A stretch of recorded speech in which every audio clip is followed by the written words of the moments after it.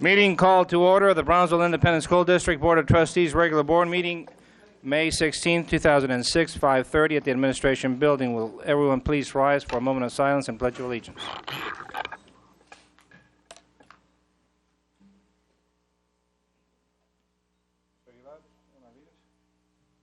Pledge allegiance to the flag of the United States of America and to the republic for which it stands, one nation, under God, indivisible, with liberty and justice for all. Honor the Texas flag. I pledge allegiance to thee, Texas, one and indivisible.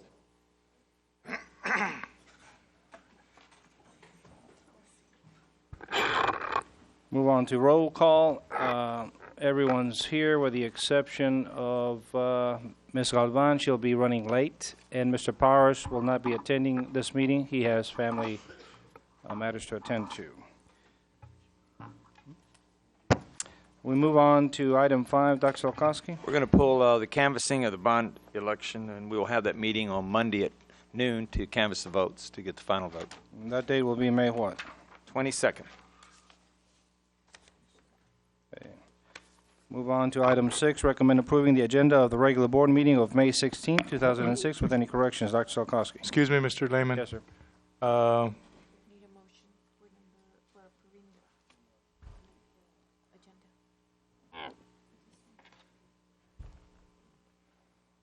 Number 6. Number 5. Canvas, a bond. Well, I don't know if it's a. Number 6, we need a motion. The canvassing. Yeah. I'll do this. I'll reread it. Okay, we're going back to number 5. They're out of place, but that's okay. So what do you want, Counselor? You want to have Just move to approve the agenda of the regular board meeting with the corrections as indicated by Dr. Solkowski. Okay, well, let's see what he has. Okay, Dr. Solkowski, you're on number 6. Mr. President, we're going to approve the agenda, except under Roman numeral 5, canvassing bond election votes. Item will not be addressed in tonight's meeting. That's it. That's the only change? Yes, sir. Okay, is there a motion to approve? I move to approve. There's a motion to approve. There's a second? Second. Motion and second to approve the agenda of tonight's meeting. All those in favor signify by raising hands, saying aye. Aye. Motion carries. Move on to item 7. Recommend approving the minutes of the regular board meeting of May 2nd, 2006 with any corrections. Mr. Munoz, you have any comments? Yes, sir. I have 3 items that I feel need clarification. On page 006, at the bottom of the page, the 3rd line up, it says, he stated that only 67%. I'd like to scratch the only and restate it and say, he stated that 67% of the time had been expended, but overall only 39% of the allocated monies had been expended. So insert of the allocated monies between percent and had, scratch the word only, and insert of the time between percent and had. Norma, you get that? Okay. The second item is on page 007. Under item 4, right above handout added to official minutes, administration is directed to provide a copy of the actual expenditures. I'd like to, for the last 3 quarters via the Friday letter, I'd like to scratch the word expenditures and replace that to say actual quarterly interest earned for the last 3 quarters via the Friday letter. But I talked to the CFO tonight. He said he would email this to us, so that would be acceptable. But this could be it was the quarterly interest earned, not the expenditures. That's what was incorrect. And the last item would be on page 008 under section 8. Yes. Superintendent Zolkowski mentioned to the board members that the administration was also looking into monorails. I would like to add right after monorails, scratch the word this and add which would save on fuel and the scratch bus and the satellite bus barn in the southmost area, and also by consolidating the extracurricular trips after school. You might also mention that Board Member Munoz asked Dr. Z to explain the concept of the monorail transportation system, and he did so.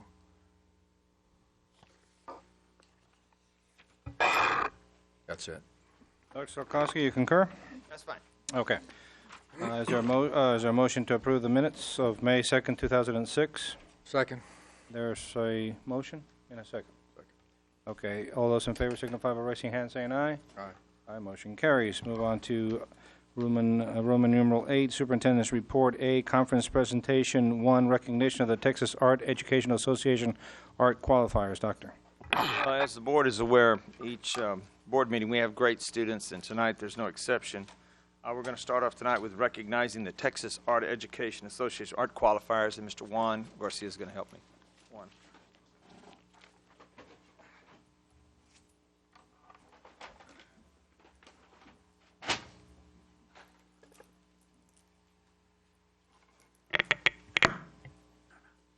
Thank you, Dr. Sokowski.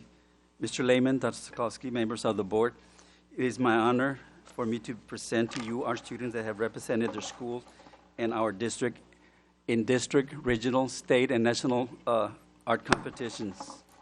I'll start first with the Youth Art Month. March is National Youth Art Month, and the state of Texas has been a leader in Youth Art Month since the observance began in 1961. Every year, Texas Art Education Association sponsors the Youth Art Month Capitol exhibit at the Texas State Capitol building. 100 artworks are selected from throughout the state for the March exhibit. Brownsville ISD has a tradition of having students' artwork at the Capitol every year. 3 students from our district attended the award ceremony and reception at the state Capitol on March 4th. Their artwork were on exhibit from March 4th to the 5th. These students are David Silva from Garcia Middle School,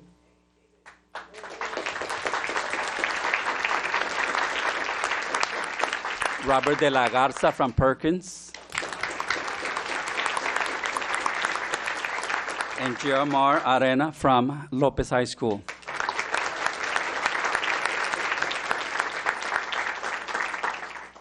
Now we move on to VASE. 32 BISD high school students participated in the Regional Visual Arts Scholastic event, also known as VASE. The competition is sponsored by the Texas Art Education Association. VASE is the only art event of its kind in the nation. Students are provided with the opportunity to bring their artwork created in their classroom to a regional event where they are interviewed by a juror, certified juror, who evaluates their artwork based on standard-based rubrics and their understanding of the art process involved in developing their artwork. 28 students earn superior ratings. All the jurors then reevaluate all their superior ratings, and only 10 are selected. I'm happy to announce that 4 Hanna High School students advanced to state. And here it was state qualifiers was Hanna Nino, received an excellent rating. Nathaniel Sayas is not here with us. He also had an excellent rating. Diana Trevino also received an excellent rating. And Chelsea Guerra received a superior rating and medal at state.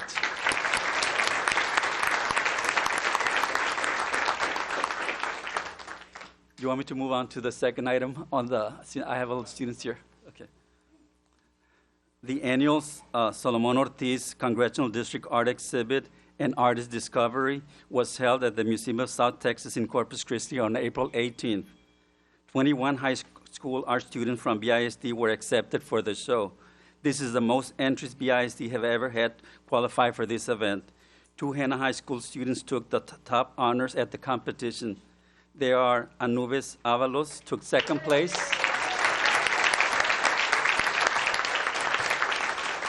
And Chelsea Guerra took first place. Her work will stay at the Congressman Ortiz's office in Corpus Christi, and then it'll come over here. So whenever you visit the Ortiz, you'll see that one of our students will have her work there. And the last one, National Violence Peace Force is composed of members organizations from all over the world. The mission is to build a trained international civilian nonviolence peace force. National Peace Force began issuing peace bonds in 2003. This year, they decided the bonds were ready for a new look. Over 300 people from around the world entered the design competition. An international panel of judges selected 6 pieces of art to appear on the brand-new Series 206 Peace Bond. I'm happy to announce that Joycelyn Torres, Stillman Middle School art student, was the grand winner for the youth division.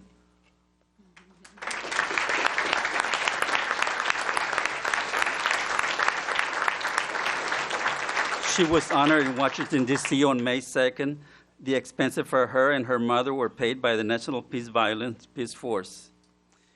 If the parents, teachers, and administrators are in the audience, please stand.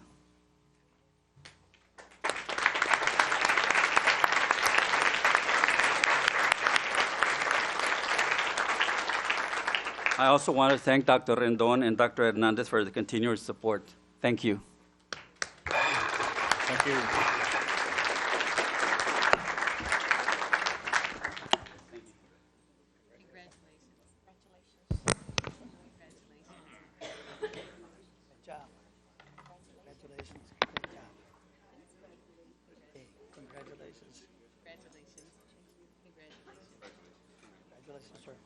Great job, huh? May I look at it? Congratulations. Wow. We're proud of you. You ought to put it in display.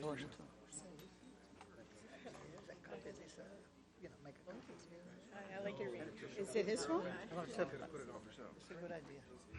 Tell Juan. Stay away from mine. On the screen.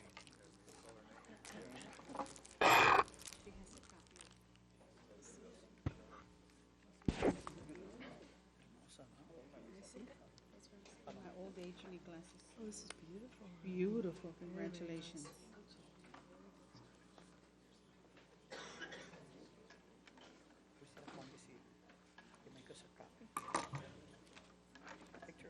Thank you, Mr. Garcia. Move on to item 3, recognition of the Texas History Day winners. Dr. Salkowski. Yes, yes, Mr. President, Board of Trustees, parents, I'd like to bring up Fernando.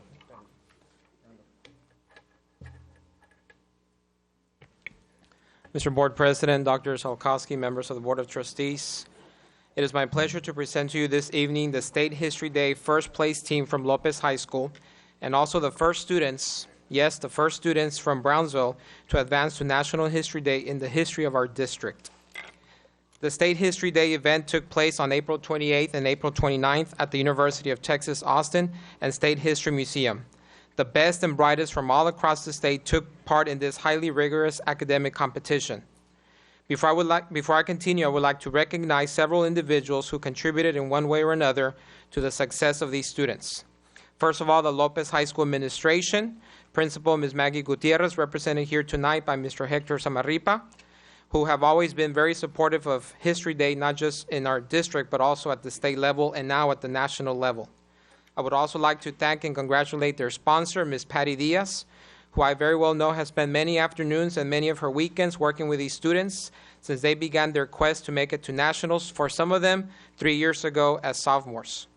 And last but not least, their parents, who have supported them in many ways, including, but not the only way, dropping them off at the main office at 3:30 in the morning for our most recent trip to Austin. Let's give all of them a big hand, please.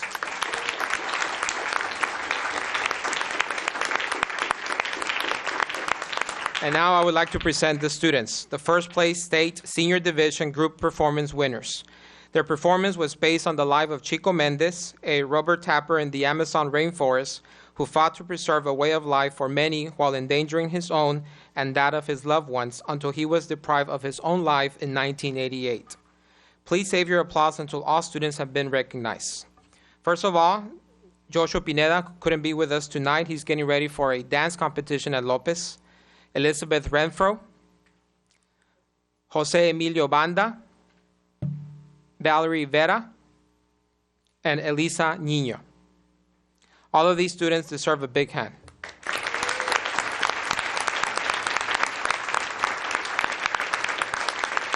These students are now juggling the many duties and responsibilities of their senior year, as well as improving their performance in preparation of National History Day competition, which will take place June 11th through the 15th at the University of Maryland at College Park, Maryland. This concludes our presentation of the History Day winners. Thank you.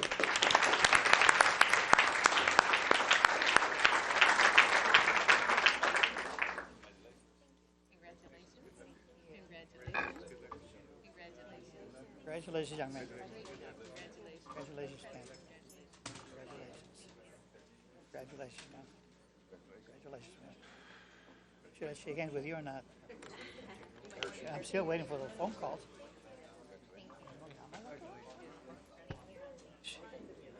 Congratulations, sir. Used to be my assistant.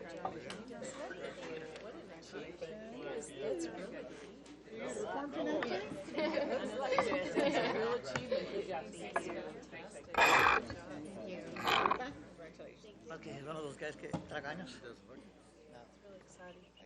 40s. Ah, gee.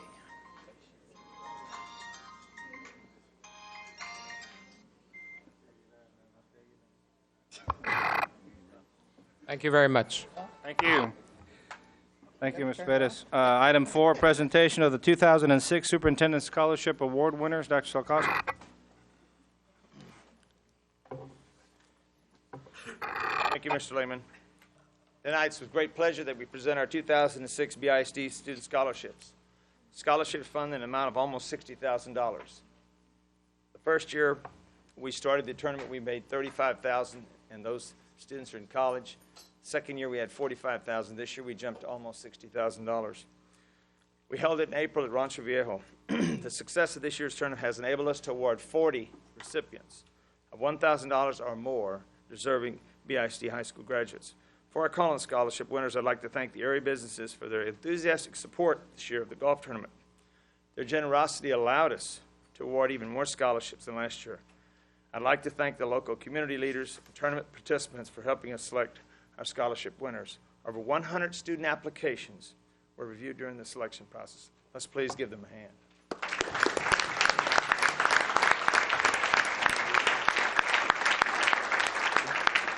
I'd like to introduce those people. Hector Hernandez, Courtyard Marriott. Is Hector here? All right, Hector's here. David Sines of Gomez Mendez Sines. Okay. Monica Davis with A+ in Educational Technology. Kimberly Santos from River Deep. And Rosendo. Let's go down. Is Rosendo here? Let's give our people that worked on that committee.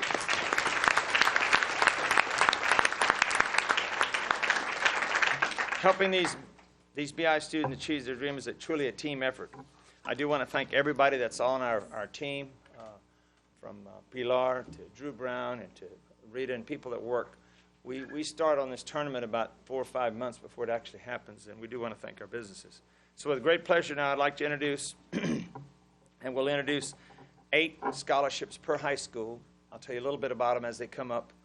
Ms. Brown will give them their plaque, and then we'll have them shake the board's hand. We'll go by high school. Starting with Hannah High School, the Scream and Eagle newspaper. Brenda Garcia is going to UTB and TSC. Let's please give her a hand.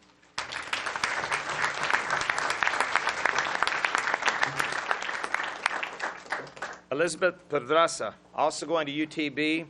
She's Mathematical National Award winner.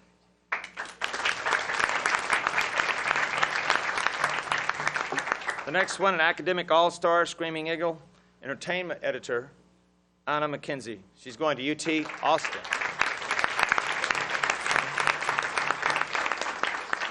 Next one is Christina Garcia, going to Texas A&M, NHF treasurer and HOSA historian.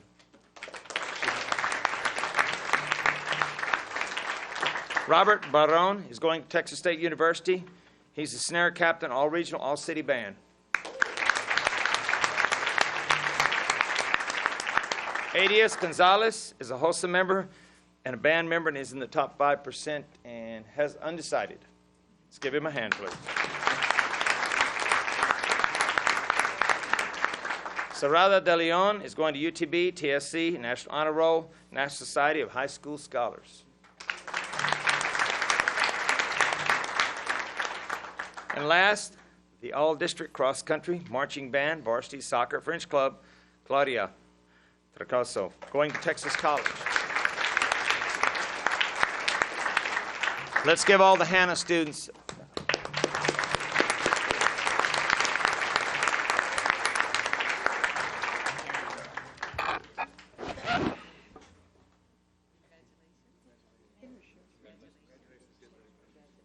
Congratulations, man.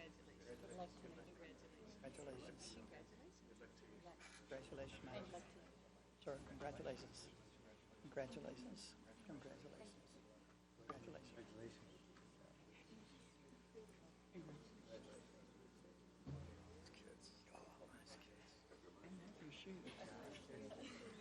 Again, thank you, Hannah Eagles. Let's give them a hand.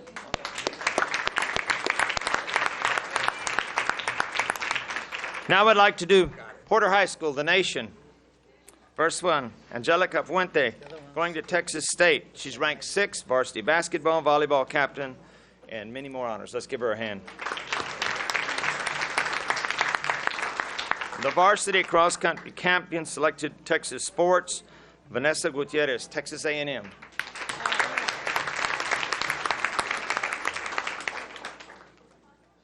Jorge Birones, going to UTB and TSC, most valuable player for District 5, leading scorer, District 5A soccer.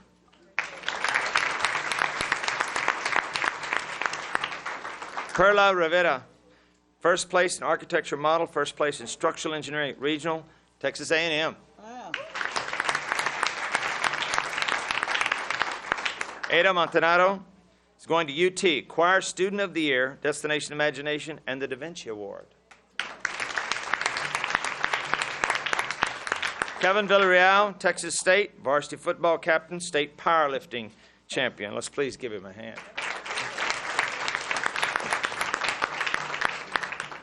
Donnie Gallegos, UTB, TSC, National All-American Scholar, Presidential Education Award, also Spanish Club Treasurer.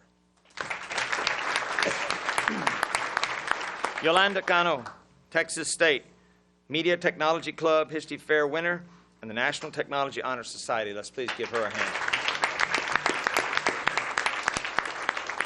Let's give all the Porter Cowboys a hand.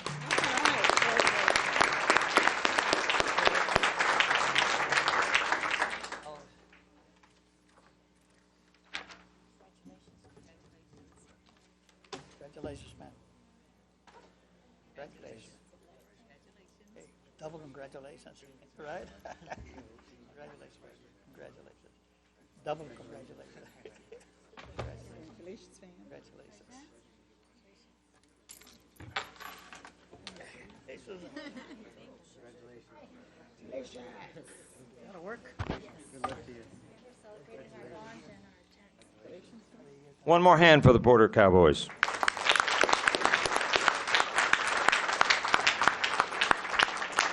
The Pace Vikings. First one is Gwendolyn Vindell. She's going to UT. She's ranked #1, National Merit Commended Scholar, National Hispanic Scholar, first place History Fair, newspaper editor-in-chief. Let's please give her a hand. Tanya Gonzalez, UTB, TSC, ranked #11, Brownsville Hair Academic All-Stars. She's also president of the FCCLA. Give her a hand. Sarani Canejo, Temple College, ranked 4th in her class, President Skills USA Junior Leadership, and also National Honor Society. Tara Snodgrass, University of Houston, first place District and Regional Science Fair, participated in the State Science Fair and National Honor Roll. Let's please give her a hand. Melissa Barrera, Texas A&M, ranked 15th, varsity all-district volleyball captain, homecoming queen, and National Honor Society. Ashley Whittemore, UT Austin, ranked #2, varsity golf team, also does the student council senator and the senior class secretary. Let's please give her a hand. Victoria Sanchez, UTB, TSC, All Valley Band, Southmore Class President, Marching Band, and Long John Silvers, works 30 hours a week. Samuel Martinez, UT Austin. He's USA Treasurer and Sergeant at Arms, the Interact Club, Parliamentarian, Student Council, and Varsity Tennis. Let's please give him a hand. Let's give all the Vikings a hand.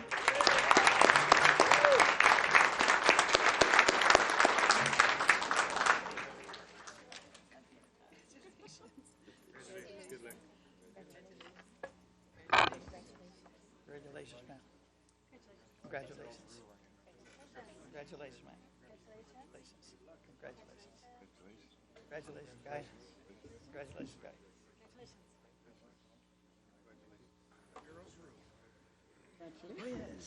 Is that?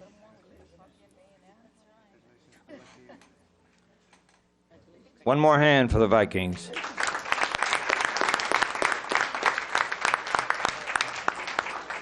Next, we have the Lopez Lobos. Oscar Alvarez going to UTB TSC, first category at UIL Estudiantina, National Honor Society, and he's also the club parliamentarian. He works 20 hours a week. Elisa Nino, UT Austin, History Fair, District, State, National Choir Vice President, Secretary of HOSA, NHS, works 39 hours a week at the bowling alley. Rachel Rodriguez, UTSA, TSA Competition, District, State, National, Class Vice President, Varsity Basketball, Mock Trial Regionals, plans to be a lawyer. Loeda Flores, UT Austin, Brownsville Hero All-Star, state recognized in photography. She's also the president of the Piano Club, National Inter Society, and a cheerleader. Let's give her a hand. Alma Aguilar, UTB, TSC HOSA, and Student Council Historian, Estudiantina Vice President, National Honor Society, Certified Nurse Assistant. Let's please give her a hand. Ruth Gonzalez, UTB, TSC, UIL First Division Estudiantina, Student Council Secretary, and is also a member of the FCCLA state team.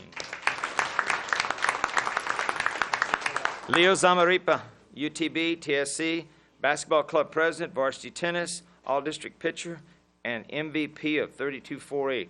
Let's give him a hand.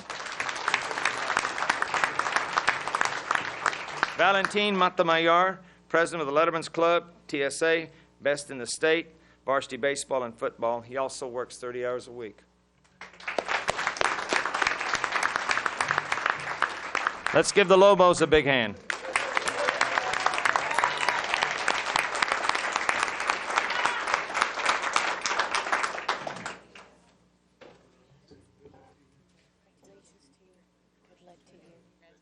Congratulations, sir.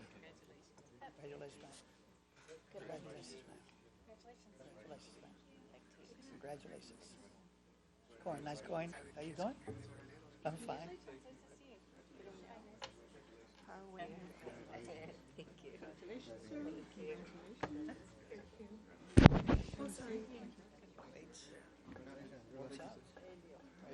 Our next will be Rivera, the Raiders. Celine Castillo, going to Baylor, ranked number 6, National Hispanic Scholar, USSA, National Minority Leadership Award, HOSA, Varsity Cheerleader, and a Council Public Relations Officer. Let's give her a hand.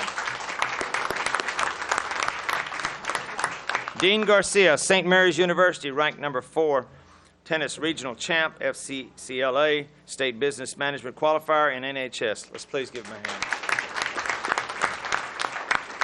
Luis Reyes, Southwestern University, ranked number 1, first place entry in the History Fair, Rotary Award, Vice President, Masterminds, Debate and Speech Club, plans to be a professor of history. Let's give him a hand.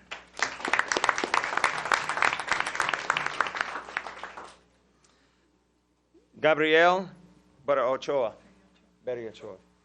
She's going to UT Austin, first place in the Science Fair, elected senator to the National Hispanic Institute, basketball captain, and also is a volunteer with U.S. Congressman Solomon Ortiz, a black belt in Taekwondo.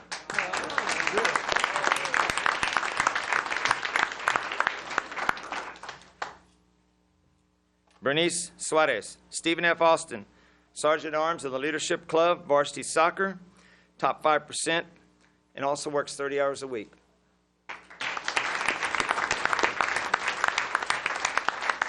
Nicole Walker, University of St. Thomas, ranked number 3rd, placed at the state in extemporary speaking, Rotary Speech Awards, sophomore class president, mock trial, and UIL debate. Let's please give her a hand.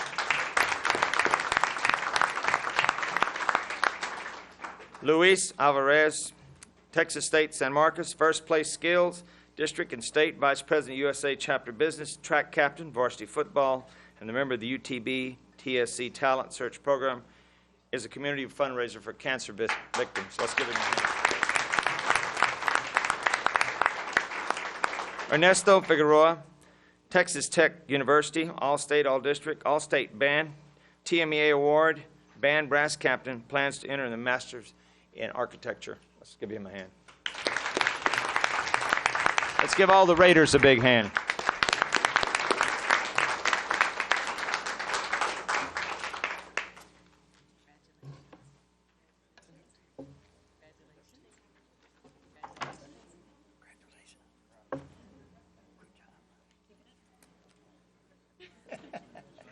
Congratulations.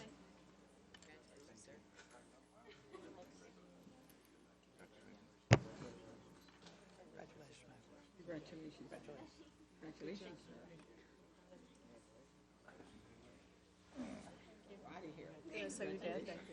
Once again, let's give all the Raiders a hand. Rivera.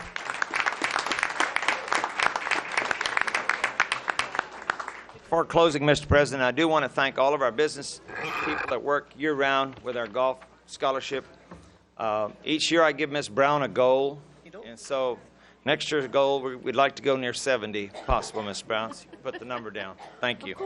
Thank you very much, Doctor, for a good job. Well done. Move on to item number 5, a presentation of the Texas Education Agency Governor's Education Excellence Award Grant Campus Plans. Doctor. As you recall, they selected only a few schools in the state of Texas. Actually, our district was very lucky. 8 of our schools were blessed because of their gains to receive the Governor's Excellence Award. Each campus and their site-based management team met and developed each of the plans that you have before you. These plans were approved by the DEIC and will be sent to Austin. There is a timeline for them to receive the money.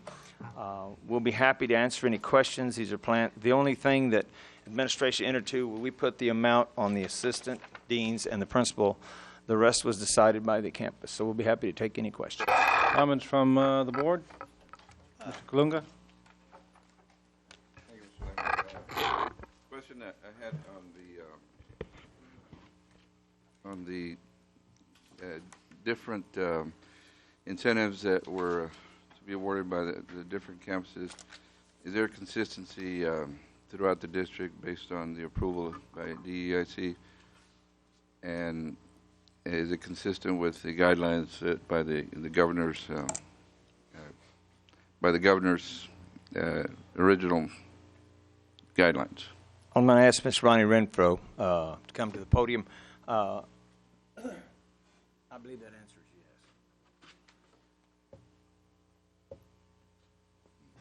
yes.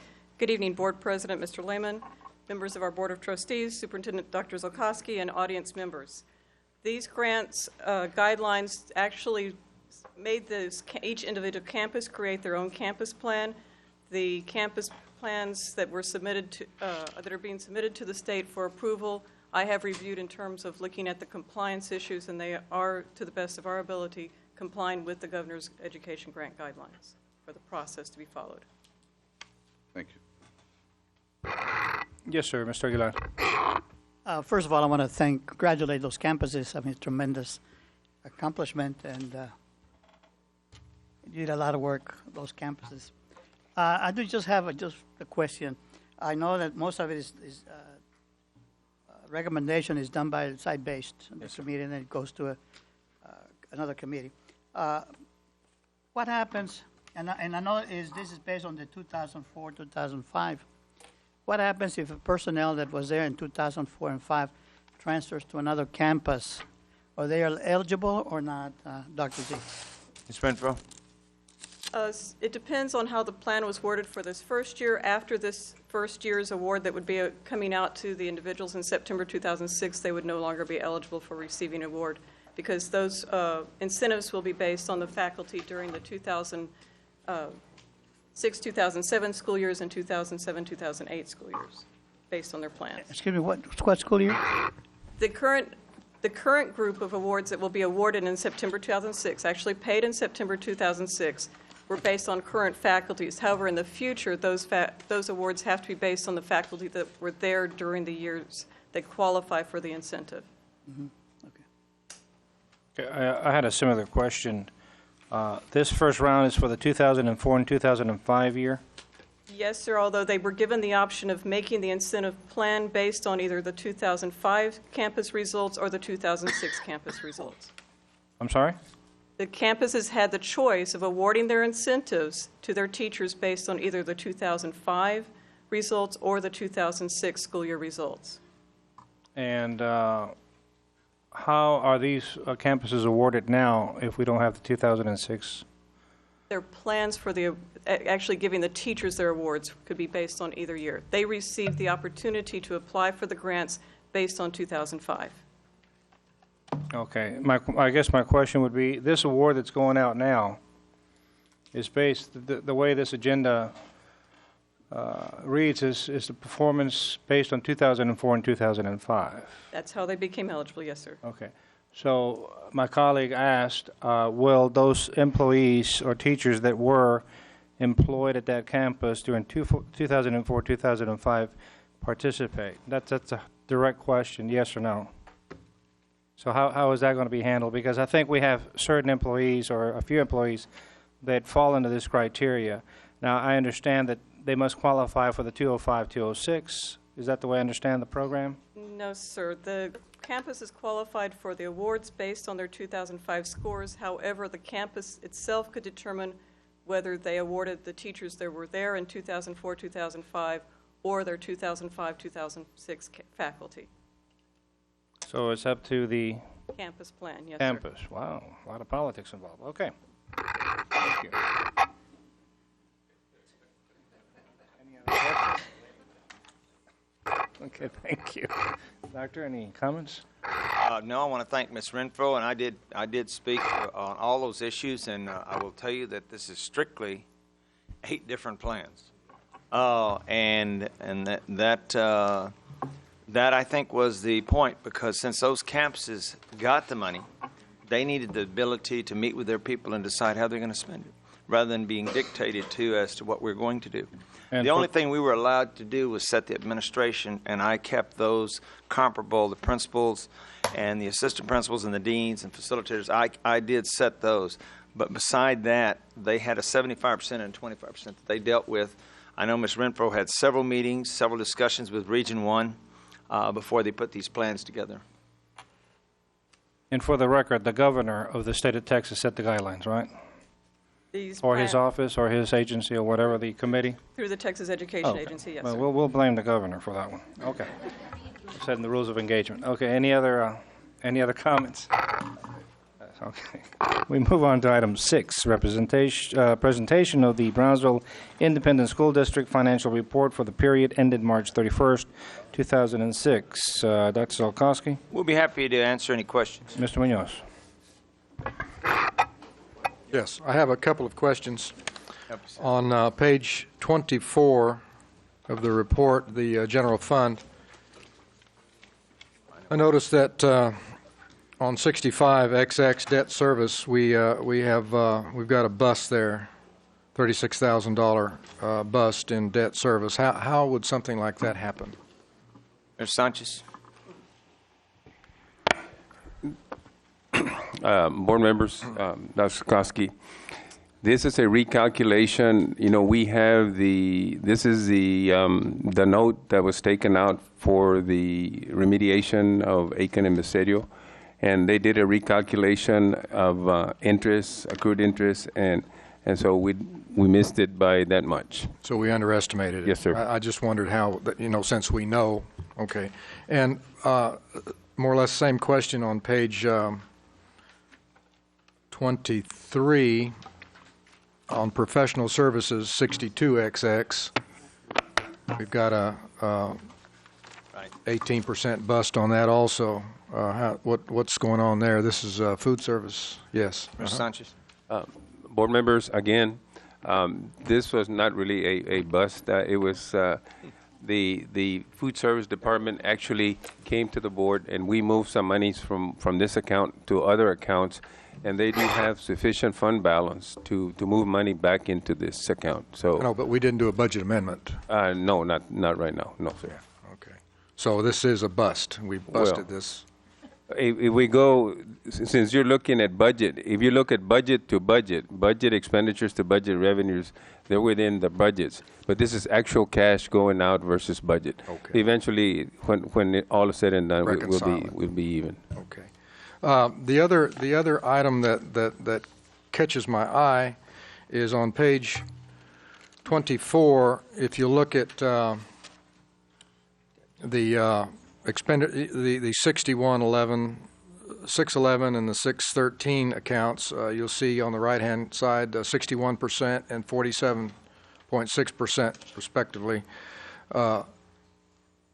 Those are the amounts of the budgets that have been expended versus really 75% of the time. This period, March 31st, is 75% of the time, and we have expended 61 and 47.6% of the monies. Conversely, if you go on page 23 and look at the same two items, which is the food service, and they're at 67 and 73%, much closer in time and expenditures than the general fund. And I guess my question is why such a divergence? Why are we able to stay closer to the budgeted amounts for food service and not the general fund? There's a wide gap there on general fund, and of course we know where some of that is. Are we inflating some of these numbers, or are we just going to be very fortuitous and underrun some of our budgets, or what? First of all, Mr. Munoz, there are very few employees in the food service compared to everything else. I mean, the numbers itself, plus there's some openings, and we have people who come in and out. For instance, we put a salary together for a 30-year employee. That 30-year employee leaves us in December, and we hire a beginning employee. And you pick up surplus. You very seldom ever go the opposite. Plus, there's more employees, and you're talking general fund, you're talking 10 or 12 codes there when food service is only one code. They could get closer because of the numbers. I would hope for them to get Yeah, I'm closer. just talking about personnel and I'm too. and The number of people in 101 is employee less benefits. than Yes, the of general course, fund. but it's proportionate. Anyway, going back to page 22, and I've asked this question before, and I had an answer that these numbers on salaries on page 22. This is the composite.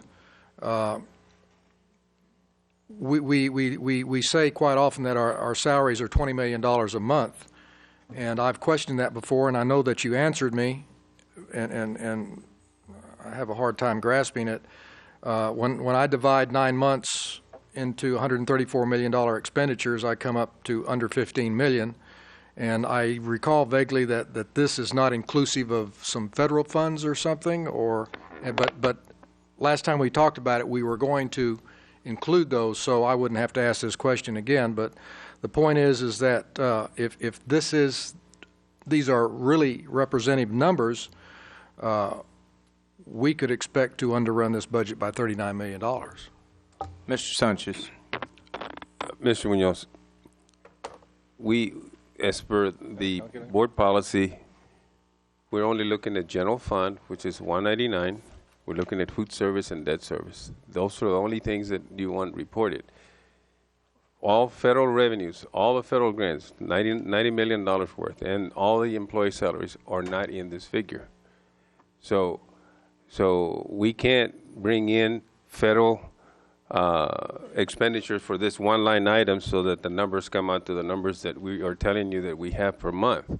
I mean, this is two separate, unless now you want to combine the federal revenues along with all these funds. Well, all I want to be able to do is to be able to ascertain or get a feeling for the final outcome. And if I multiply 15 million a month times 12, I come up to 180 million, which is 38.7 million less than the 218.7 million budgeted.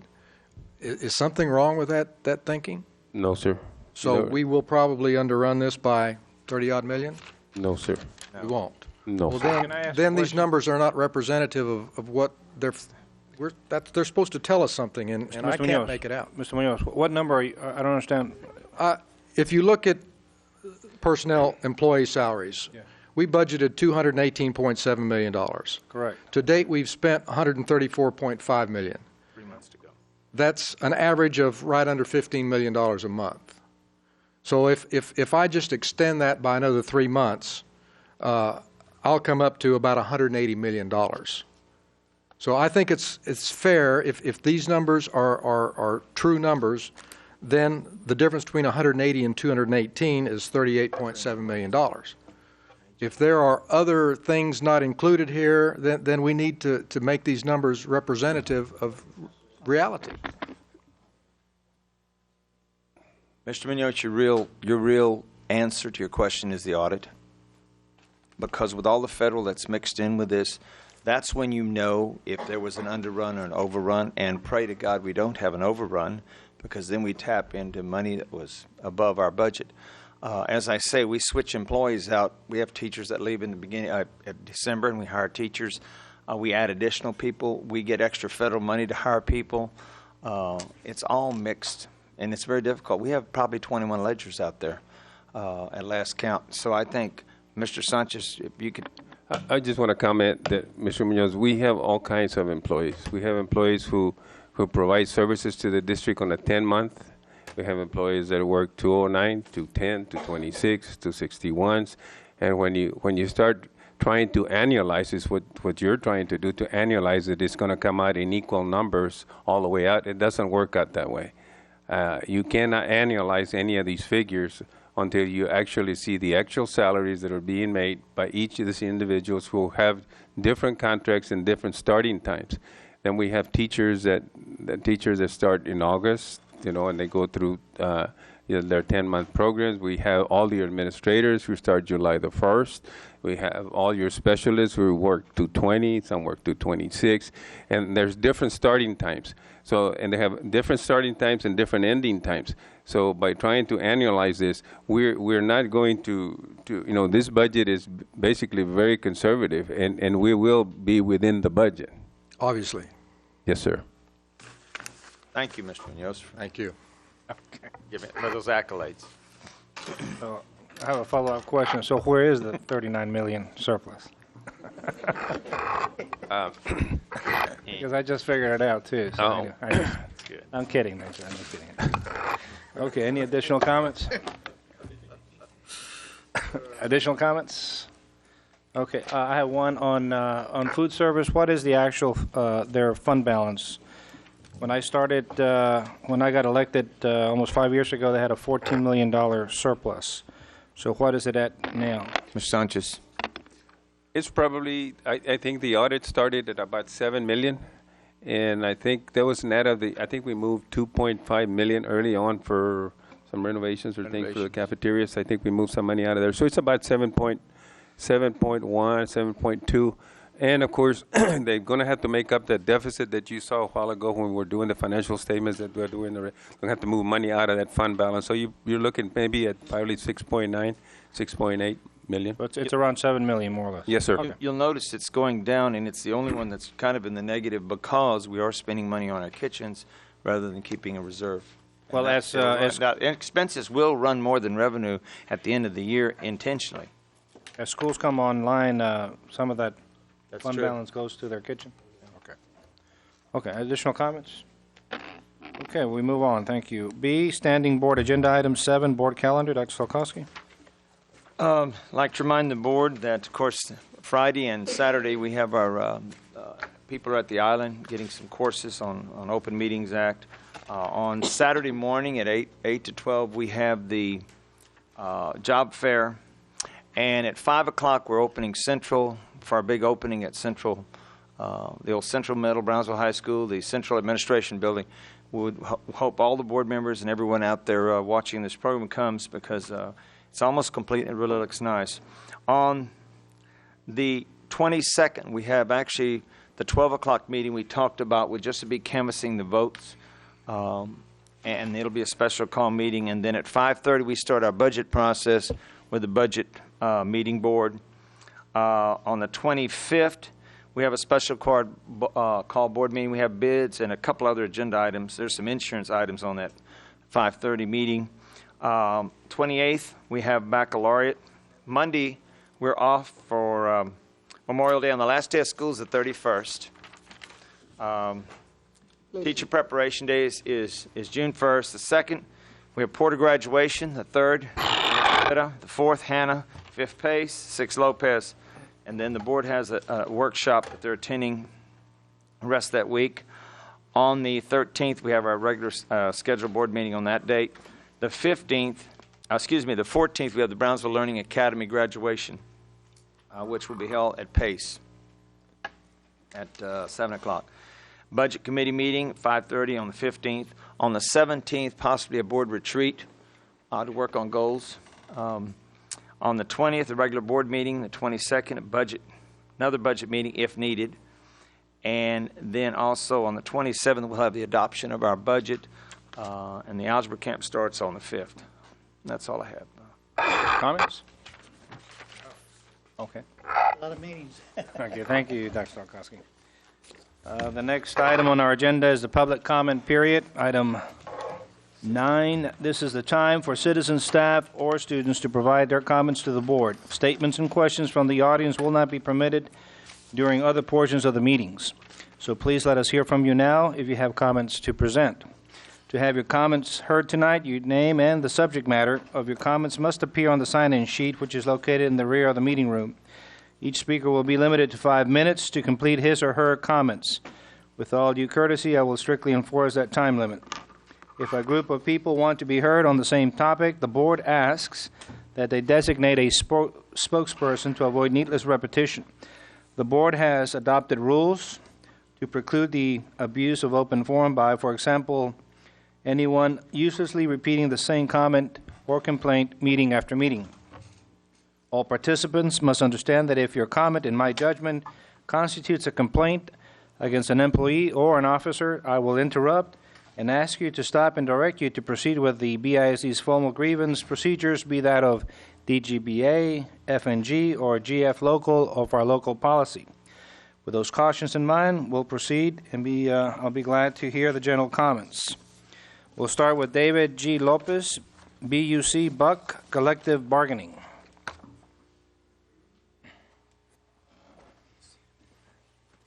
Hello, I'm David Lopez. Good evening, ladies and gentlemen. Board, thank you for having me up here.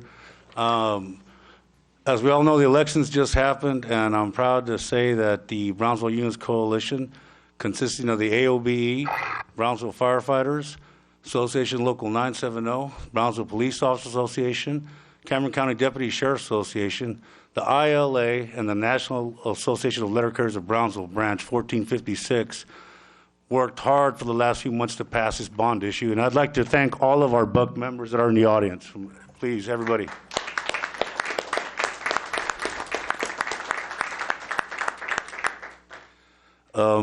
What I wanted to talk about a little bit was collective bargaining, because one of the reasons that Buck was formed is to better our community. And one of the things that is just so bad right now is the pay that our teachers are getting. And as a product of BISD and married to one, I got 5 children, all products of BISD. 3 are still in school, but they're getting there. I know that that's our biggest resource. I don't want to be redundant. And I wanted to talk about collective bargaining. And I know this is not the time or place, but I just want this board to start considering collective bargaining for our school teachers. That way they can get on the scale that they need to be at. And I thank you for your time again, and that's all I have to say. Thank you very much. Thank you, Mr. Lopez. Next person is Sergio Lara, Baccalaureate.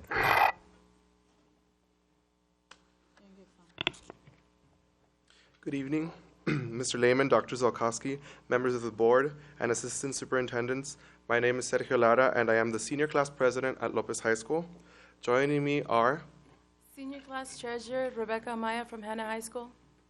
Alicia Flores, senior class president at James Pace High School. Jessica Gamboa, senior class president for Porter High School. Unfortunately, the senior class president from Rivera High School could not be with us tonight. We are here today to invite you to baccalaureate on Sunday, May 28, 2006, at the Simon Rivera High School Gymnasium at 7 p.m. We would be honored to have you as our special guests on the platform that evening. The class of 2006 wishes to recognize your dedication and commitment to education, and we look forward to having you share this one last gathering as a class before our graduation. Please RSVP by contacting Norma Ortiz so that the baccalaureate committee can arrange the seating order on the platform. Thank you for your attention, and don't forget to mark your calendars. Baccalaureate 2006, Simon Rivera High School Gymnasium, May 28th, 7 p.m. Thank you very much. Thank you, Mr. Lara, and thank you, ladies, for the invitation. We'll be there. Next person is M, and I apologize, I cannot read the name, or Muir, is that correct, on scholarship? M or N, whoever signed up for scholarships, that was the subject to be discussed. Going once, twice, and three times. Next person is Albert Alegria, bond pay raises.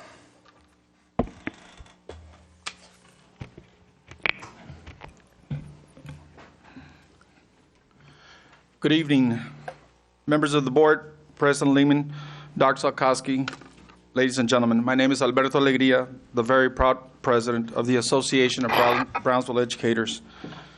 Tonight, we are very elated and empathetic in expressing our sincere thanks to all of the BISD administrators, school board members, the Brownsville business community, and especially the Brownsville Unions Coalition, which includes the Brownsville Police Officers Association, the Brownsville Firefighters, the National Letter Carriers Association, the International Longshoremen's Association, and the Cameron County Sheriff's Deputies Association for getting out the vote for our 4 school bond propositions and for resoundingly passing all 4 propositions. The propositions are good for our community and our children. We should be proud to say that our children will have the state-of-the-art facilities and equipment to compete with anyone in this state. That is what can be accomplished when we work together. As the Association of Brownsville Educators and the Brownsville Unions Coalition united, we promised and took the challenge that we would work diligently to pass the school bond propositions, and we did. Now, we are asking the administration and this school board to acknowledge our hard work with equal results. We, the Association of Brownsville Educators, are proposing a $5,000 pay raise across the board for teachers, a 10% pay raise across the board for our educational support professionals, and a 6% pay raise for administration. The $5,000 pay raise includes the state's $2,000 pay increase for the teachers recently passed by the state legislature. The pay increases we are proposing tonight get us closer to the national average for teacher pay. Want highly qualified teachers that teach their field? We must pay so they can stay. The 10% increase for ESPs or classified is not really proposing something impossible. Our classified employees, if you will, are drowning in a sea of high inflation and the living wages pay stagnation. We comprehend that the teachers are the core in education. However, classified employees, well, they are the glue that keep the core in place. They too need your profound attention when it comes to pay raises. Like our Washington, D.C. education mandate says, leave no child behind. Now then, let us not leave our classified employees no further behind. AOBE is asking 6% pay increase for our administrators because they too need your assistance. The pay increases will demonstrate to administrators that they too are respected for the work that they do. They must be commended as our instructional leaders at a very tough time in education. Need qualified instructional leaders? Please pay so they can stay. Starting teacher pay. Another issue I bring before you is the district's starting pay for new teachers. The district must place more emphasis in increasing the starting pay for new teachers. Brownsville ISD must stay competitive in attracting and retaining new teachers. Yes, we are privy to the fact that we are not a rich district. However, we can and we must do better. During a recent visit to a teacher job fair at UTB, I couldn't help but notice that districts around the state and outside the state of Texas had a higher starting pay for new teachers, ranging from $38,000 to $42,000. We must stay competitive with the rest of the state or risk the opportunity and the inability to reap our own homegrown teachers and administrators. We must pay so they can stay. Transportation. In light of recent presentation pursuing an agreement to hire 80 transportation employees to assist maintenance department, has that issue been resolved or is it still in deliberation? We, the Association of Brownsville Educators, wish to see it passed and also for administration to investigate the possibility of hiring more than 80 people. BISD transportation employs more than 300 individuals, and not all of them have summer employment. We firmly believe that more personnel is needed in the summer to assist maintenance, to aggressively make an effort to refurbish our campuses and prepare them for the next school year. The district is growing, and we must take a proactive stance when it comes to housekeeping. A preventive maintenance approach is also conducive to maintaining our older campuses from faltering. And there lies the rationale for more maintenance assistance from transportation. Last but not least, Education Excellence Award Grant. We, the Association of Brownsville Educators, are not in agreement or support with what Governor Perry calls his Educational Excellence Award Grant. We call it, there's some money, now fight for it grant. Please do not misconstrue our intention. We, the Association of Brownsville Educators, are proud of those teachers, staff, and administrators that made it possible for those students and their campuses to raise scores. This is not the issue here. The fact of the matter is that teachers, staff, and administrators should have received a $3,000 pay raise across the board from the state and not reward a few schools around the state. The bottom line on this grant is that the plan itself leaves employees out, splits employees, and creates animosity. We do not support this. Thank you, and have a great evening. Thank you, Mr. Alegria. Yes, sir. Move on to item Roman numeral 10, closed meeting as pursuant to the Texas Government Code, Section 551.074 and 551.082. We will now hear A, Level 3 Board Review and Grievance 8, Level Grievance Yanesia Maciel, number 004-05/06.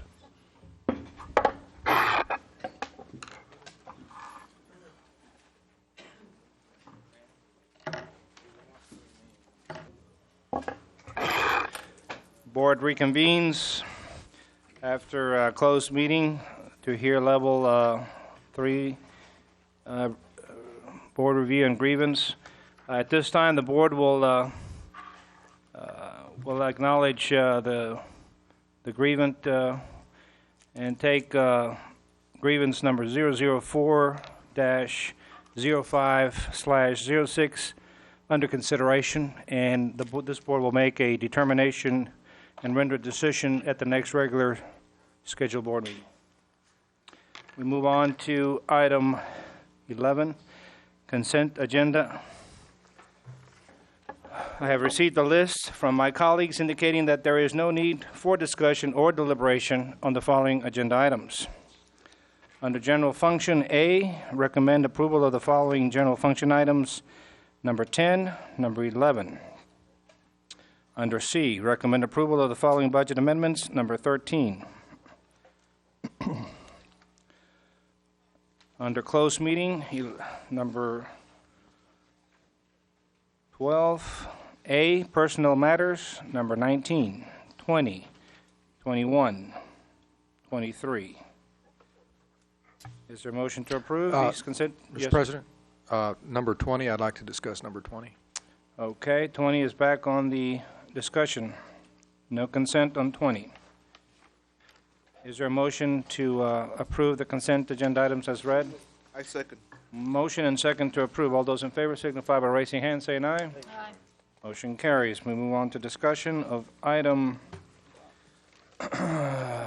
B, recommend approval of the following payment. Number 12, recommend approval to pay Ambiotech Civil Engineering Group Incorporated $12,875, Gomez Mendez Science Incorporated $12,591.20, Reich Ogden Figueroa Alex Incorporated $89,751.57, Stanford Knowles Architect and Planner Incorporated $10,015.23, American Contracting USA $53,115.64, Jamel Construction $474,757.47, JDS Construction Company Incorporated $173,357.05, Scoggins Construction Company Incorporated $1,064,322.05, W. Murray Thompson Construction Company Incorporated $78,266.70, for a grand total of $1,958,049.91 to be paid from local maintenance funds. Is there a motion to approve? So moved. There's a motion to approve in a second. Discussion, Mr. Munoz? Yes, Mr. President, I have one minor correction to this. Item, the $12,591.20 for Gomez Mendez Signs. I believe that should read $1,591.20, not $12,591.20. And I think that that's evidenced on page 38. If you refer to page 38, you'll see the detailed invoice. They invoiced us for $1,591.20, not $12,591.20. Is that true, Mr. Gonzalez? Okay. Anyway, like I say, it was just a clerical error. The total of $1,958,040, that is correct. So someone transcribed it incorrectly. Leave the two out. So it's $1,591.20? In lieu of $12,591.20. So it's a... But put two in there. Yes. The total $1,958,000 is correct. Okay. It's right on the backup. On the backup, it's okay. It's right on The total amount is correct? Yes, sir. Yes, sir. Page 32, it doesn't look like 1591. I know. The backup, sir. Want to introduce our new bookkeeper, Mr. Munoz? Anyway, there's a motion, and is that it? Yes, sir. Okay, there's a motion and a second to approve item 12 with the corrected amount for Gomez Mendez Science. All those in favor signify by saying aye or raising your hand. Aye. Motion carries unanimous. Move on to D, recommend approval of the following contract and agreements. Number 14, recommend approval to enter into a memorandum of understanding with the University of Texas at Brownsville for the Brownsville Tex Prep Program for the summer of 2006, services and materials to be purchased subject to the district's needs and funding. Is there a motion to approve? So move. Second. There's a motion and a second to approve item 14. Discussion, Mr. Munoz. Yes, I just had one item that confused me on page 91. Perhaps I don't understand the terminologies. Responsibilities of the university on page 91. Item 1, it says text prep coursework for a maximum of 100 secondary students, grades 6 through 8. Is that considered, 6 through 8 considered secondary? It is? Yes. Middle school is considered secondary? Yeah. It starts at 6? Okay. You have elementary and secondary. Okay, that's the only thing I had. It confused me. Ms. Galavan? Yes, I was glad to see that we're in partnership with the University of Brownsville and also the University of Texas at San Antonio. And I did have a question on, are these 100 students, grades 6 to 8, will they be divided evenly among clusters, or, are they going to, yes, Dr. Z? Dr. Hernandez. We do our best to balance between these students. They will be required to commit to 7 weeks of study, so we do our best to balance, absolutely. How do you select them? That's fine, yeah. That's what she's asking. That's what was my question. How are they selected? They work with the teachers and the counselors at those schools to get these students. It's a program that was up 6 years ago, and unfortunately UTB lost its funding. So recently they came back and they've got some funding, and they've invited us back to participate with them. Yeah, I was glad to see that engineering is back for students and also get opportunity to go to college. Is there any criteria as to how they pick them? It's on teacher recommendation. Okay. We want to make sure they're passing or not needed to be in another kind of program. Yes, sir. What he's alluding to, Dr. Hernandez, is even with teacher recommendation, somebody needs to give them some guidelines, a direction to how to select these people. We call that criteria. So it's bound to be some kind of guideline that they tell the teacher, we're looking for this type of student. I think that's what she's talking to. Right. Thank you, Thank you, Mr. Aguilar. Yes. We're looking for current 6th through 8th grade students who are willing to commit to 6 to 8 weeks. We will recruit with the counselor and with the teachers at those specific campuses. The guidelines is that they're willing to commit 6 to 7 weeks of their summer to this program. To me, that's not a very appropriate guideline. Just to recommend anyone who's committed to 6 weeks or whatever it is. Perhaps they say they're committed to good in math, or they're doing good grades in Dr. science, Sarkis? stuff like that. Or recommended. So that's what we're talking about. Well, Ben, Dr. Sarkis? see if you can expand on that for us. My name's Roman Gomez. I'm the secondary science specialist tasked with the middle schools. And there are some requirements other than the teacher recommendations. It's by the math and the science teachers. But also there's parental permission, obviously 90 in a mathematics class or 85 in an advanced class, 90 or better in science or English, or again 85 if it's an advanced class.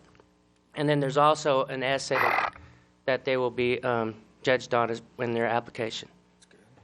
Thank you. I congratulate you on that. Thank you. Okay. Thank you. Any additional comments? Okay, there's a motion and a second to approve item 14. All those in favor signify by raising your hand, saying aye. Aye. Aye, motion carries unanimous. Item 15, recommend approval to enter into a memorandum of understanding with the University of Texas at Brownsville for Math Camp Institute training and materials for the summer of 2006 and the 2006-2007 school year. Services and materials to be purchased subject to the district's needs and funding. Is there a motion to approve item 15? So move. There's a motion and second to approve item 15. Ms. Galvan, discussion? Once again, I'd like to say that I commend you for having a partnership with UTB and with San Marcos. And I did have a question, though. It says that there will be 22 teachers, 25 teachers, 22 teachers that will be going for pre-algebra assessment training. And then they're going to be coming back and practice with their own group of students for 2 additional weeks. And my question is, who will the students be, and will these teachers that come back be able to share what they have learned? Is there a plan to share what they have learned with other math teachers? Dr. Hernandez. Thank you, Dr. Zulkowski, Mr. President, and members of the board. This is our 6th year with this program. The teachers get graduate credit. For the morning, they work with students, about approximately 100 students, and then in the afternoon, they take graduate coursework. After 2 weeks of watching these master teachers with these 100 students and the coursework, then they go back and they work in our literacy programs that we have already running in the summer. They follow up throughout the year with our representative from UT Brownsville, who's Ms. Mary Wagner, who's sitting here with us. And they meet, and this is our 6th year in this program. It's an excellent reflective practice model. They watch master teachers, they learn content, they learn pedagogy, and then they follow up with ESL strategies also. So it's an excellent model that we're very proud to present to you this evening. And so selection of teachers for this program? Well, this one they're calling to sign up for already. The selection of teachers is we take teachers in grades third through 8th or K through 8? K to 8. But we've actually had some special ed teachers and other ESL teachers actually come for this program also. Additional comments? There's a motion and a second to approve item 15. All those in favor signify by raising hands, saying aye. Aye. Aye, motion carries. Unanimous. Move on to E, recommend approval of the following RFQ qualifications. Number 16, recommend approval for RFQ number 05-086 to accept the negotiated fee with Ambiotech Civil Engineering Group, Incorporated, Brownsville, Texas, to provide civil engineering design services for the Stillman Middle School and Nituria Elementary School parking and driveway improvement project. The amount not to exceed $35,400. Services to be provided subject to the district's needs and funding. Is there a motion to approve? Motion to approve and a second. Discussion, Mr. Munoz. Thank you, Mr. President. I think I speak for all of us when I say that there's probably no question about the merit of this project, in that we have a transportation problem at Stillman and Rivera, and it needs to be solved.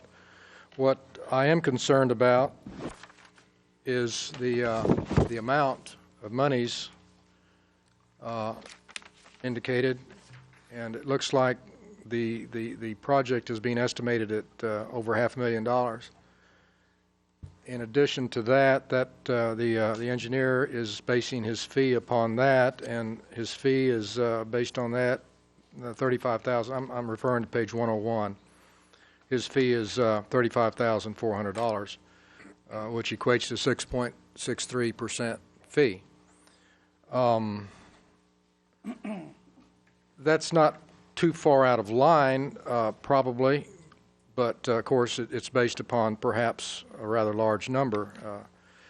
We didn't get a sketch with this, so I really don't have an idea of the scope of the work.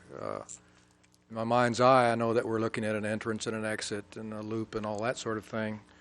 But I think it would have been fair to have given us a preliminary sketch. And of course, it does exist, because tonight we paid $6,560 on page 37 on the payouts to Ambiotech, which was part of the cost of $5,040 cost of a layout for the traffic rerouting. So, and that bothers me in that we're paying for preliminary design in addition to, we paid, and I mentioned it a couple of weeks ago, I mentioned the $15,000 for the topo.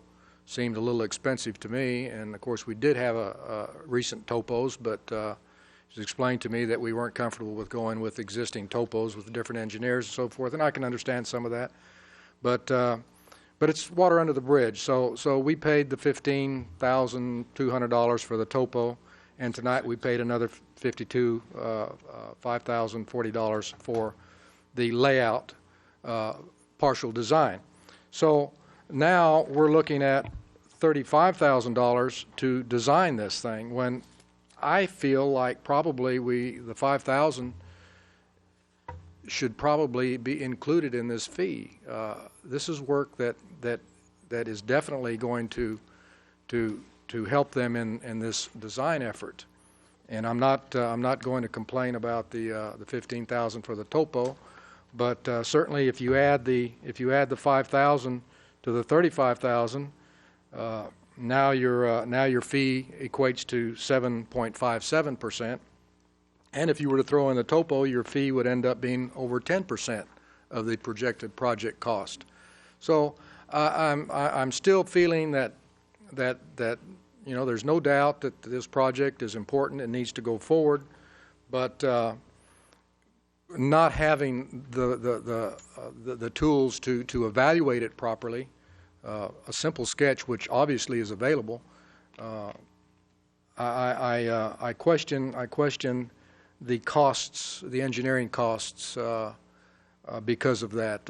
Like I say, I'll reiterate, the $5,000 that we paid tonight for the layout for the traffic reroute probably puts them way ahead in doing the actual design of this. So taking that in consideration, then we're up to a 7.5% fee, which is kind of a little bit out of the ballpark for us. Our staff's been working with it, and because of the time sensitive on this issue, we need to start on this project. Even though that 35.4 looks maybe a little high, Mr. Munoz, they're going to have some difficulty going to the back side of that Stillman because of how it was built.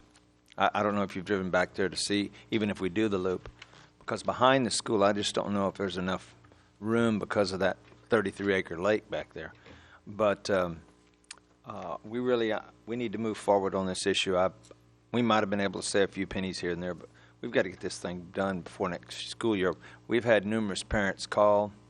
I've been out there myself on school day, and all those people coming out, they can't, on one road, it's just impossible. It was not really probably good to put the school behind the other one. Well, there's no question. I preface my statement with that statement. I'm okay with in this. that there's no question that this is a very viable, this is a needed project. But I think that it would have been a little more respectful to this board to provide us with the layout, the sketch, which obviously is available because it's been done and paid for tonight. We paid for it. So, and this is something that neggles me a bit in that we were expected to make decisions on evaluate projects, and we're not given the complete set of tools that we need to do that with. We sympathize, we empathize, we know the needs, and we want to go along with it, but then we have to do our due diligence, and not having the tools, I just can't do that and live with myself. But then there again, I think that these numbers may be a little bit on the high side without being able to determine the quantities, the scope of the work. I think it's hard to pass judgment on this.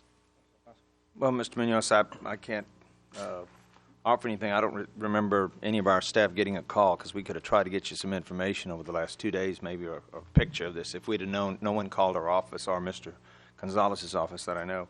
But on the other hand, needless to say, I know on several projects we saved a lot of money.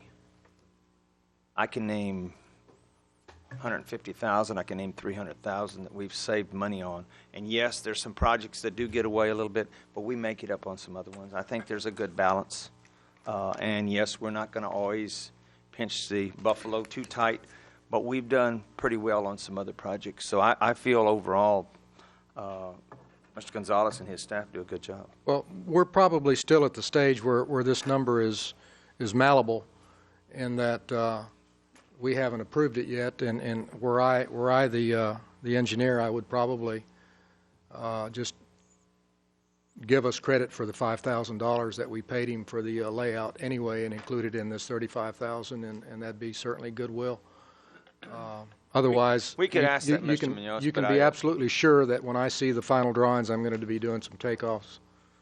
We knew that, Mr. Munoz. We can ask him. We can definitely ask him if he'd like to help the school district. I think that's a reasonable thing to do. We'll ask him. I don't know if we can, but we're still want to approve this amount, and then we'll try to. I'll have Mr. Gonzalez's crew try to work it down. Yes, sir. I appreciate that. Follow-up questions? I have one. Page 101. 101. I guess let me go back to reading the item, I guess.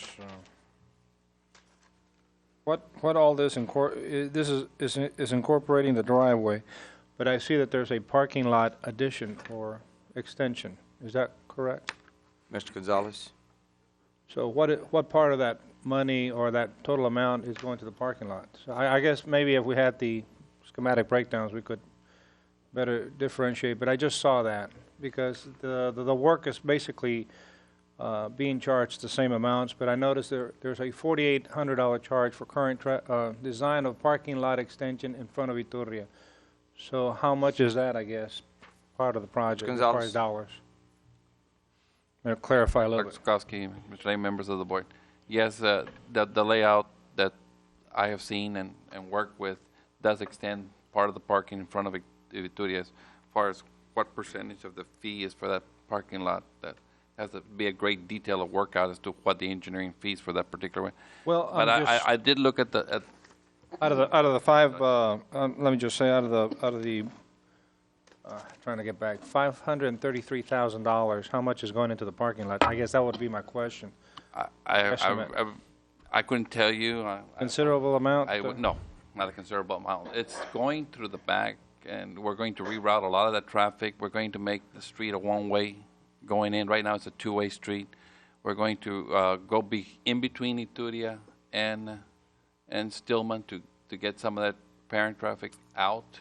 We're trying to get the buses all going out the same way. We are going to extend part of the front parking lot of Ituria out to get more parking in there for staff. And because of the fact that we're going to go through the back to get the traffic out. It's a complicated issue. It's a nightmare out there trying to get traffic in and out. So they spent endless of hours working with both principals and staff trying to figure out which way it's going to do. Student drop-offs, bus drop-offs in the back, so on and so forth. One of the things we've had to do is add extra officers. I've asked the chief to add extra. We had so many parent calls. We've had to actually pull officers to help us with this situation. This is going to alleviate some of that. But we've had to pull extra officers. I mean, it's just a mob getting in and out of that place. We're going to have to go 3 lanes also, turning and 3 lanes. Because the way I see that, taking the 9,500 and 9,500, that's 19,000 for design of the driveway, I guess. And 4,800 would be almost 25%. So I just want to know what size parking lot are we talking about. But anyway, just to. It's not a whole lot. So, but the $5,000, the $500,000 is incorporating the parking lot also. Okay. Additional comments, Mr. Munoz? No, I think it's fair to inquire the engineer and see if he'll include the $5,000 that for the layout that we already paid him in the $35,000 fee. I think that'd be a gesture of good faith. With him one more time. And certainly, when we do the final design before we go out for bids for construction contract, we would expect administration to be very, very comfortable with the quantities and the unit rates for those quantities. Right. Satisfied, Mr. Munoz? Yes, sir. Or would you like to access? No, we'll see what happens. Okay. Very good. So there's a motion and a second to approve item 16. All those in favor signify by raising your hand, saying aye. Aye. Okay. Motion carries unanimous. I didn't want to delay this. This needs to go forward. Yes, sir. You made a lot of kids happy. A lot of parents too. And one other question: what about the signal light, sir? I forgot to ask that. In front of Ituria. In front of Ituria. Ms. Gonzalez, do we have a? We did. Be honest with you, there is no traffic light in front of Ituria, and that's Texas Department of Transportation. I thought we were talking about it, but then at one time we were talking about but for another piece of property, and that fell non-existent. completely. Okay, I don't want to get off subject. Yeah. Okay, item 12, closed meeting as pursuant to the Texas Government Code Section 551071, 551072, and 551074, 551082, and 551084. Board goes into executive session to hear personnel matters.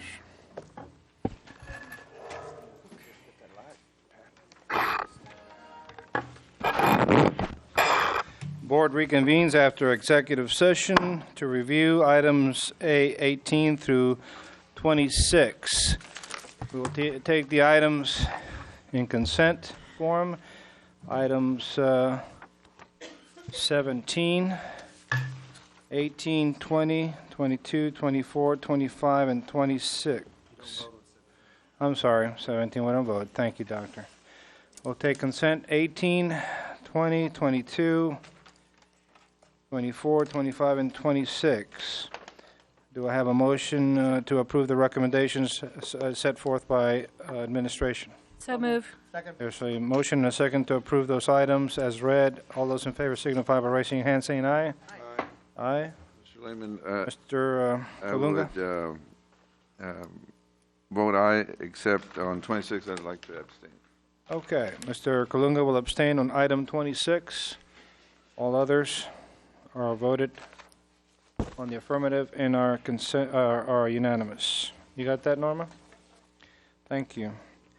We move on to B, consultation with attorney. Is there a motion? Yes, there is, Mr. President. I recommend we approve the submittal agreement as discussed in executive session regarding certified employee RM. There's a motion. Is there a second to approve? All those in favor signify by saying aye or raising your hand. Aye. Aye. Okay. Motion is unanimous. Move on to C, real property. I don't think we'll be taking action tonight. So we move on to 13, announcements. Number 29, Budget Committee meeting to be held on Monday, May 22nd, 2006 at the Administration Building Also the 12 o'clock. at 5:30. And then there's one at 12, a special meeting. Okay, we're going to have a special meeting at 12 o'clock to to remind that we'll be doing the canvassing of the votes. I'll volunteer to do that. I need one more board member to have a quorum. You're looking at me like you're going to volunteer me. Yeah, you can be there. Okay, I'll be there. Just wake me up. Okay, item 30, special call board meeting. Yeah. BISD to be held on Thursday, May 25th, 2006 at the Administration Building at 5:30. And item 31, next scheduled board meeting on the Board of Trustees on Tuesday, June 13th, 2006 at the Administration Building at 5:30. Any other comments, Doctor? No. Okay, is there a motion to adjourn? There's a motion to adjourn. Is there a second? Second. Motion and second to adjourn. All those in favor signify by raising your hand, saying aye. Motion carries unanimous. Good night. Thank you.